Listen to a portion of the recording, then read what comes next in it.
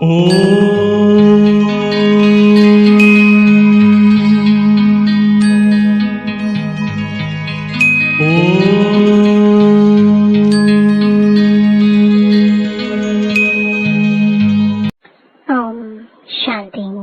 आज 24 मई 2024 बाबा के महावाक्य है।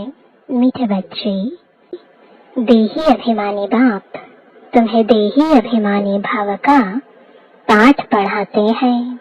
तुम्हारा पुरुषार्थ है देह अभिमान को छोड़ना। प्रश्न है, देह अभिमानी बनने से कौन सी पहली बीमारी उत्पन्न होती है?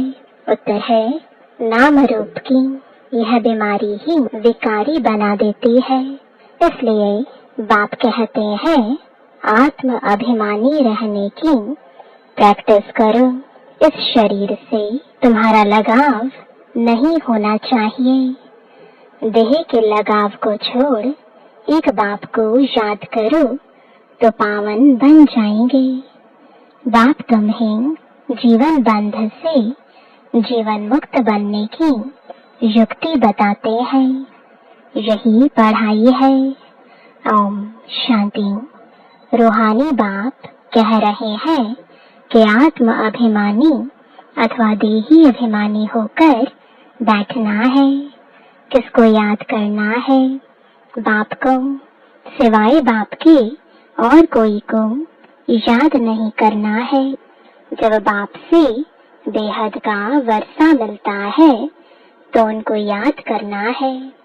बेहद का बाप आकर समझाते हैं, देही अभिमानी भव, आत्म अभिमानी भव।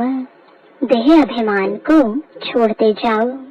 आधा कल्प तुम देह अभिमानी होकर रहे हो, फिर आधा कल्प देही अभिमानी होकर रहना है। सतयुग त्रेता में तुम आत्म अभिमानी थे। वहाँ मालूम रहता है कि हम आत्मा है। अब यह शरीर बूढ़ा हुआ, इसको अब छोड़ते हैं। यह चेंज करना है। ब्रैकेट में सर्प का मिसाल, तुम भी पुराना शरीर छोड़कर दूसरे शरीर में प्रवेश करते हो, इसलिए तुमको अभी आत्म अभिमानी बनना है। कौन बनाते हैं? बाप, जो सदैव आत्म अभिमानी है। वह कभी देह अभिमानी बनते नहीं। भले एक बार आते हैं तो भी देह अभिमानी नहीं बनते, क्योंकि यह शरीर तो पराया लोन पर लिया हुआ है। इस शरीर से उनका लगाव नहीं रहता। लोन लेने वाले का लगाव नहीं रहता। जानते हैं यह तो शरीर छोड़ना है। बाप समझाते हैं, मैं ही आकर तुम बच्चों को पावन बनाता हूँ। तुम सतो प्रधान थे, सो फिर तमो प्रधान बने हो। अब फिर पावन बनने के लिए तुमको अपने साथ योग सिखलाता हूँ। योग अक्षर न कहे, याद अक्षर कहना ठीक है। याद सिखलाता हूँ। बच्चे बाप को याद करते हैं। अभी तुमको भी बाप को याद करना है। आत्मा ही याद करती है। जब रावण राज्य शुरू होता है तो तुम बच्चे देह अभिमानी बन पड़ते हो। फिर बाप आकर आत्म अभिमानी बनाते हैं। देह अभिमानी बनने से नाम रूप में फंस पड़ते हो, विकारी बन जाते हो। नहीं तो तुम सब निर्विकारी थे। फिर पुनर्जन्म लेते लेते विकारी बन जाते हो। ज्ञान किसको, भक्ति किसको कहा जाता है, यह तो बाप ने ही समझाया है। भक्ति शुरू होती है द्वापर से, जबकि 5 विकार रूपी रावण की स्थापना होती है। भारत में ही राम राज्य और रावण राज्य कहा जाता है, परंतु यह नहीं जानते कि कितना समय राम राज्य और कितना समय रावण राज्य चलता है। इस समय सभी तमो प्रधान पत्थर बुद्धि है, पैदा ही भ्रष्टाचार से होते हैं। इसलिए इसको विशियस वर्ल्ड कहा जाता है। नई दुनिया और पुरानी दुनिया में रात दिन का फर्क है। नई दुनिया में सिर्फ भारत ही था। भारत जैसा पवित्र खंड कोई बन ना सके, फिर भारत जैसा अपवित्र भी कोई नहीं बनता। जो पवित्र फिर वही अपवित्र बनता है, फिर पवित्र बनता है। तुम जानते हो देवी देवताएं पवित्र थे, फिर पुनर्जन्म लेते लेते अपवित्र बन गए हैं। सबसे जास्ती जन्म भी यही लेते हैं। बाप समझाते हैं, मैं बहुत जन्मों के अंत के जन्म के भी अंत में आता हूँ। यह पहला नंबर ही 84 जन्म पूरे कर वानप्रस्थ में आता है। तब मैं प्रवेश करता हूँ। त्रिमूर्ति ब्रह्मा विष्णु शंकर भी है, परंतु किसको मालूम नहीं है, क्योंकि तमो प्रधान है ना। किसकी बायोग्राफी का किसी मनुष्य मात्र को पता नहीं है। पूजा करते हैं, परंतु सब है अंधश्रद्धा। भक्ति को कहा जाता है ब्राह्मणों की रात, और सतयुग त्रेता है ब्राह्मणों का दिन। अब ब्रह्मा प्रजापिता है, तो जरूर बच्चे भी होंगे ना। यह भी समझाया है ब्राह्मणों का कुल होता है, डायनेस्टी नहीं। ब्राह्मण है चोटी, चोटी भी देखने में आती है। फिर ऊंच ते ऊंच पढ़ाने वाला है परम पिता परमात्मा शिव। उनका नाम एक ही है, परंतु भक्ति मार्ग में अथाह नाम लगा दिए हैं।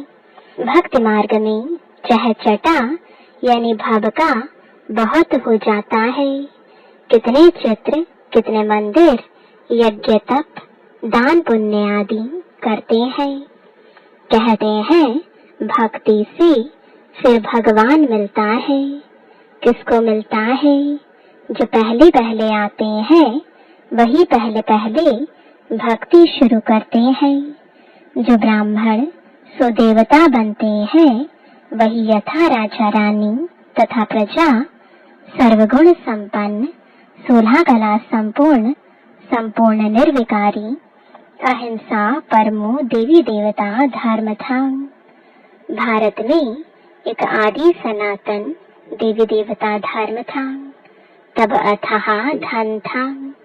बाप याद दिलाते हैं, पहले पहले तुम देवी देवता धर्म वाले ही 84 जन्म लेते हो। सब नहीं लेते, है सिर्फ 84 जन्म। वह फिर कह देते 84 लाख जन्म। कल्प की आयु भी लाखों वर्ष कह दी है।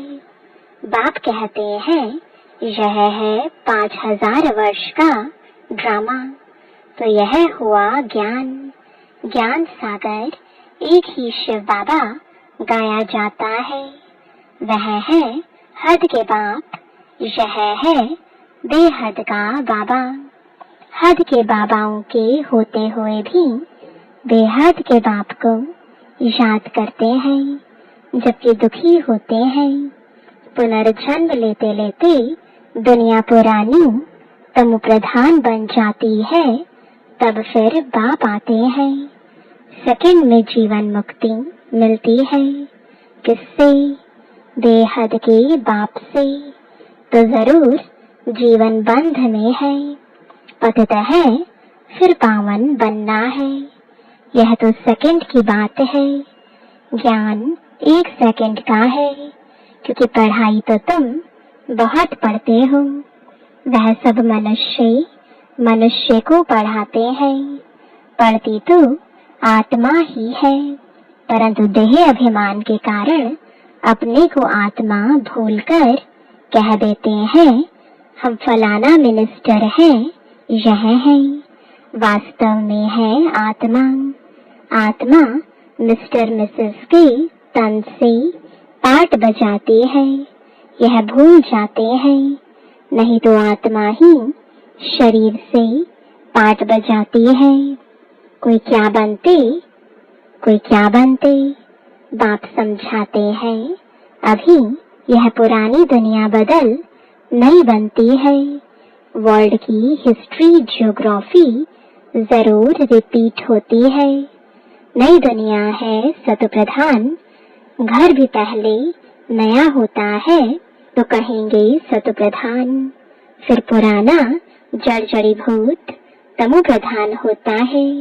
इस बेहद के नाटक व सृष्टि चक्र की नॉलेज को समझना है, क्योंकि यह पढ़ाई है, भक्ति नहीं है। भक्ति को पढ़ाई नहीं कहा जाता है, क्योंकि भक्ति में एम ऑब्जेक्ट कुछ भी होती नहीं।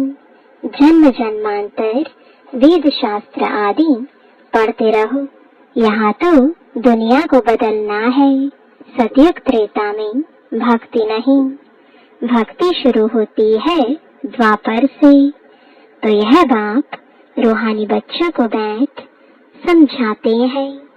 इसको कहा जाता है रूहानी नॉलेज अथवा रूहानी ज्ञान। रूहानी नॉलेज कौन सिखलाएगा? सुप्रीम रूह यानी परम पिता ही सिखलाएगा। वह तो सभी का है ना। लौकिक बाप को कभी परम पिता नहीं कहेंगे। पारलौकिक को परम पिता कहा जाता है।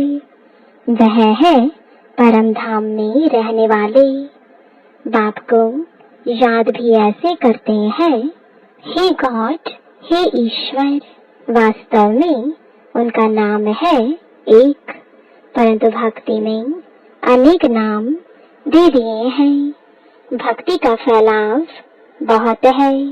वह सब है मनुष्य मत।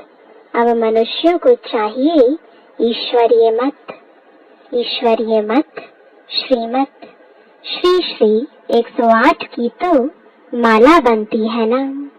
यह प्रवृत्ति मार्ग की माला बनती है। फिर पुनर्जन्म लेते लेते सीढ़ी उतरते इंसॉल्वेंट बन जाते हो। बुद्धि इंसॉल्वेंट बन जाती है तो मनुष्य देवाला मारते हैं। जो 100% सॉल्वेंट थे वो इस समय इंसॉल्वेंट है। बुद्धि को ताला लगा हुआ है। वह लॉक किसने लगाया? गोदरेज का ताला लग जाता है। भारत जितना नंबर 1 में था उतना और कोई खंड नहीं। भारत की बहुत महिमा है। भारत सब धर्म वालों का बहुत बड़े से बड़ा तीर्थ है, परंतु ड्रामा अनुसार गीता को खंडन कर दिया है। भारत और सारी दुनिया की भूल है। भारत में ही गीता को खंडन किया है। जिस गीता के ज्ञान से बाप नई दुनिया बनाते हैं और सर्व की सदगति करते हैं। भारत सबसे ऊंच और बहुत धनवान खंड था, जो अभी फिर से बन रहा है। यह उल्टा झाड़ है। इनका बीज ऊपर में है। उसको वृक्षपति कहा जाता है। बृहस्पति की दशा बैठती है ना। बाप समझाते हैं मैं वृक्षपति आता हूँ तो भारत पर बृहस्पति की दशा बैठती है, ऊंच बन जाते हैं। फिर रावण आया है तो राहु की दशा बैठ जाती है। भारत का क्या हाल हो जाता है? वहाँ तो तुम्हारी आयु भी बड़ी रहती है, क्योंकि पवित्र हो। आधा कल्प तुम 21 जन्म लेते हो, बाकी आधा कल्प में भोगी बनने से आयु भी छोटी हो जाती है। तो फिर तुम 63 जन्म लेते हो। अभी बाप समझाते हैं सत्व प्रधान बनना है, इसलिए माम एकम याद करो। सब धर्म वाले इस समय तमो प्रधान है। तुम सभी को यह ज्ञान दे सकते हो। आत्माओं का बाप तो एक ही है, सब ब्रदर्स हैं, क्योंकि हम आत्माएं एक बाप के बच्चे हैं। भल कहते भी हैं हिंदू मुसलमान भाई भाई हैं, परंतु अर्थ नहीं जानते हैं। आत्मा कहती राइट है, सब ब्रदर्स का बाप एक है। वर्षा देना ही है बड़े बाप को, वह आते भी भारत में है। शिव जयंती मनाते हैं, परंतु वह कब आया था यह किसको भी पता नहीं है। तुम्हारी युद्ध है 5 विकारों से। काम तो तुम्हारा नंबर 1 दुश्मन है। रावण को जलाते हैं, परंतु वह है कौन, क्यों जलाते हैं, कुछ नहीं जानते। द्वापर से लेकर तुम नीचे उतरते इस समय पतित बन गए हो। एक तरफ शिव बाबा को याद कर पूजते हैं, दूसरी तरफ फिर कहते हैं कि वह सर्वव्यापी है। जिसने तुमको विश्व का मालिक बनाया, उनको तुम माया के चक्र में आकर गाली देते हो। बाप कहते हैं मीठे बच्चों, तुम मुझे अनगिनत जन्मों में ले गए हो, मुझे कण कण में कह दिया है। यह भी ड्रामा बना हुआ है। बेहद के बाप की ग्लानि करते कितनी पाप आत्माएं बन गए हैं। रावण राज्य है ना, यह भी तुम जानते हो। इस समय सब भक्तियां हैं, सबकी सदगति करने वाला कौन है? सचखंड स्थापन करने वाला सबका बाबा है। रावण को बाबा नहीं कहा जाता है। 5 विकार हर एक में है। विकार से पैदा होते हैं, इसलिए भ्रष्टाचारी कहा जाता है।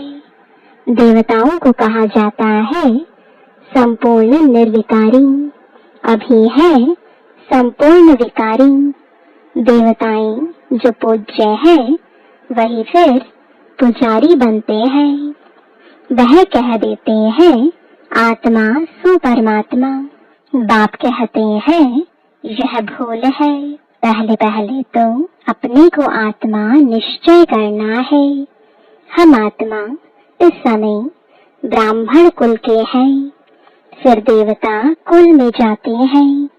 यह ब्राह्मण कुल है सर्वोत्तम कुल। ब्राह्मणों की डिनाइस्टी नहीं है, चोटी है ब्राह्मणों की। तुम ब्राह्मण हो ना। सबसे ऊपर में है शिव बाबा। भारत में विराट रूप बनाते हैं, परंतु उसमें न ब्राह्मणों की चोटी है न चोटियों यानी ब्राह्मणों का बाप है। अर्थ कुछ नहीं समझते, त्रिमूर्ति का अर्थ भी नहीं समझते। नहीं तो भारत का कोट ऑफ आर्म्स त्रिमूर्ति शिव का होना चाहिए। अभी तो यह कांटों का जंगल है, तो जंगली जानवरों का कोट ऑफ आर्म्स बना दिया है। उसमें फिर लिखा है सत्यमेव जयते। सतयुग में तो दिखाते हैं शेर बकरी इकट्ठे जल पीते हैं। सत्यमेव जयते माना विजय। सब शीरखंड हो रहते हैं, लोन पानी नहीं होते हैं। रावण राज्य में लोन पानी, राम राज्य में शीरखंड हो जाते हैं। इनको कहा ही जाता है कांटों का जंगल। 1-2 को पहला नंबर कांटा विकार का लगाते हैं। बाप कहते हैं काम महाशत्रु है। यह आदि मध्य अंत दुख देने वाला है। नाम ही है रावण राज्य। बाप कहते हैं इन 5 विकारों पर जीत पाकर जगत जीत बनो। यह अंतिम जन्म निर्विकारी बनो। तुम तमो प्रधान पतित बने हो, फिर सत्व प्रधान पावन बनो। गंगा कोई पतित पावनी नहीं है। शरीर का मैल तुम घर में भी पानी से उतार सकते हो। आत्मा तुम साफ नहीं हो सकती। भक्ति मार्ग में कितने ढेर के ढेर गुरु लोग हैं। सतगुरु तो एक ही है, सदगति करने वाला। सुप्रीम बाप भी है, सुप्रीम टीचर भी है, सुप्रीम गुरु भी है। वही तुमको सृष्टि के आदि मध्य अंत का नॉलेज सुनाते हैं। अच्छा, मीठे मीठे सिकिलते बच्चों प्रति माता पिता बाप दादा का याद प्यार और गुड मॉर्निंग। रूहानी बाप की रूहानी बच्चों को नमस्ते। रूहानी बच्चों की रूहानी बाप दादा को गुड मॉर्निंग और नमस्ते। धारणा के लिए मुख्य सार है, पहला, सतप्रधान बनने के लिए सिवाय बाप के और किसी को भी याद नहीं करना है। देही अभिमानी बनने की प्रैक्टिस करनी है। दूसरा, सबसे शीरखंड होकर रहना है।